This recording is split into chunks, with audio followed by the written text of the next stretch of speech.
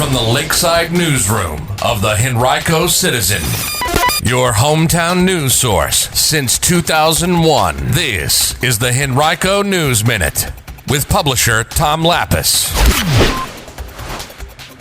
Absentee voting is expected to be very popular this November, and airport police stop a woman with a gun. We'll have details about those stories and more on today's Henrico News Minute for Thursday, July 30th, 2020. It's brought to you today by Henrico Area Mental Health. And now for the news. Henrico County officials are expecting half of the votes cast in this November's elections to be submitted through absentee balloting as the result of a new state law. The county is anticipating an 85% voter turnout in November, according to Henrico Registrar Mark Coakley. That's what he told the Board of Supervisors during a work session Tuesday. That's a total that would amount to about 195,000 voters. Of those, Coakley said he expects about 58,500 to vote absentee by mail and about 39,000 to vote absentee in person. The Virginia General Assembly this year passed legislation making it legal for any voter to vote absentee for any reason. Now, if you want to cast your absentee ballots by mail, you must complete and return an application to the registrar's office, but if you want to vote absentee in person, there is no application process. That form of absentee voting is available at the registrar's office at the county's Western Government Center on Parham Road and also at the Eastern Government Center on 9 Mile Road beginning 45 days prior to the November 3rd elections. In-person absentee voters must provide their names and an acceptable form of identification. The registrar's office will begin mailing absentee ballots September 18th to those who have requested them by that date, Coakley said, and other voters may continue to request those ballots until 11 days prior to the election.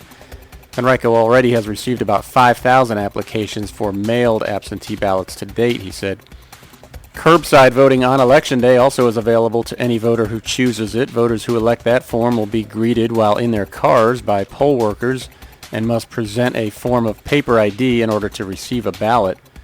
Henrico officials will be conducting public service announcement campaigns to provide details about the various voting options beginning 90 days from Election Day, with messaging also planned 60 and 30 days out, as well as the week of the election. For details about how to vote absentee, you can visit henricocitizen.com and look for this article under Government.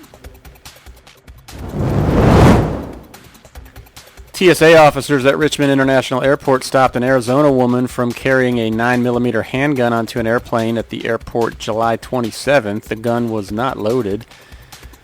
TSA officials alerted airport police, who responded to the checkpoint, confiscated the gun, and detained the woman for questioning before issuing her 2 summons with a court date as a result of the incident. It was the 12th time already this year that a gun was stopped at a checkpoint at the airport. It happened a total of 14 times each of the past 2 years. You can travel with firearms in checked baggage if they're properly packaged and declared at the airline's check-in counter.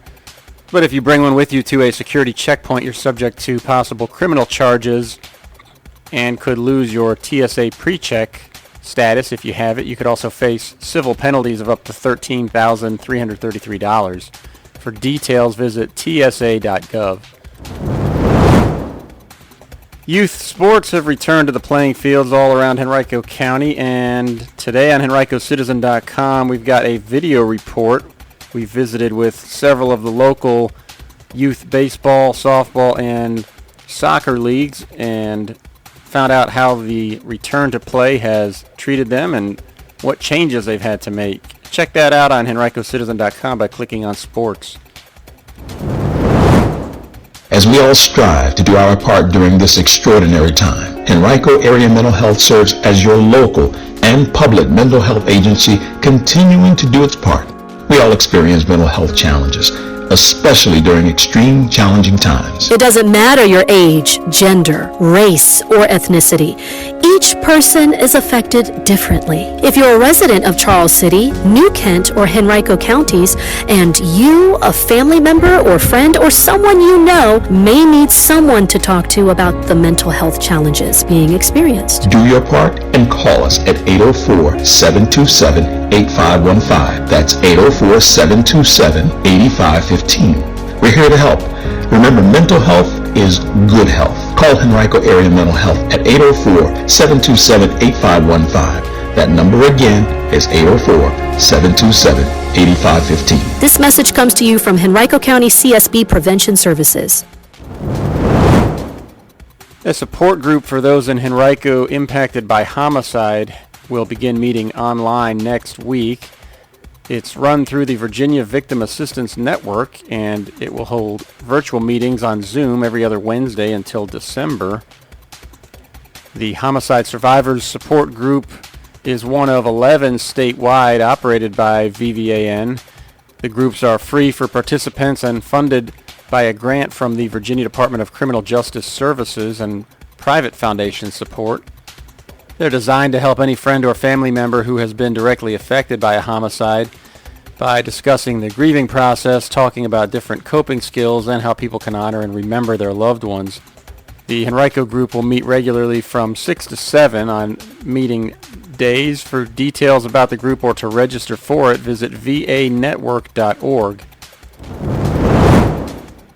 Two groups of youth organizers will host a demonstration on Saturday at 6 p.m. at the Libby Mill Library. The Henrico Justice and Rise for Youth groups are protesting the lack of equity in Henrico County and Richmond City Public Schools, they say, and they want to highlight the close proximity of schools with broad variations in the quality of education. Performers and speakers will discuss a variety of topics, including the division between the west and east end of Henrico County, their desire to see reforms to the school system's Equity Ambassadors program and reforms to the privatized funding rules in the school system, as well as reforms to specialty centers to make them more equitable for low-income students, students of color, and students from the East End. For details, you can look for Henrico Justice on Facebook or Instagram. Right now on HenricoCitizen.com, you can look at our most recent installment of Henrico property transactions. It is a sampling of county property sales from the past week. Visit HenricoCitizen.com, click under News, and then Property Transactions.